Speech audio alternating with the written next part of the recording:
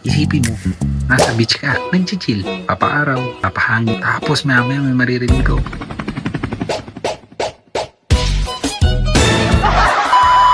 Drone, pero hindi camera.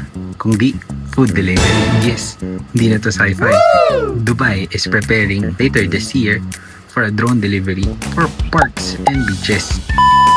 So what's up mga ka-daily? For today's vlog yan, pag-uusapan natin future plan ng Dubai regarding drone deliveries in partner of Kita. Sobrang wild isipin kasi parang unti-unti nagiging totoong buhay na ng mga futuristic plans ng Dubai or ng UAE. So ito na nga nangyari. Dubai Municipality signed a contract with Kita Drones para gumawa ng aerial delivery network across 18 locations sa Dubai. And take note guys, 12 parks and 6 beaches pisahan nila para sa pilot testing. Meaning, possible nang mag-order through drones. Yan, kung nasa park or beaches ka, order ka ng food, essentials, at drone na magdi-deliver sa'yo from the sky.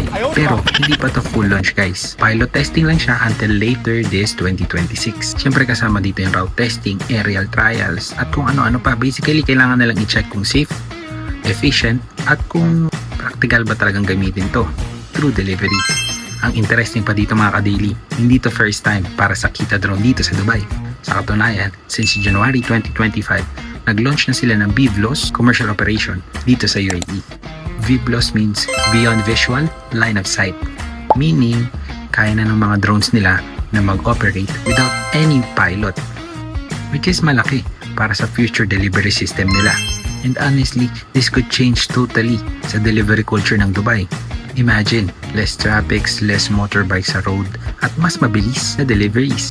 At perfect din to mga trial sites nila. Example sa beach, dahil madalas pag-order ang mga tao, mahirap hanapin ng mga riders kung saan pa talaga or i-locate yung mga clients nila.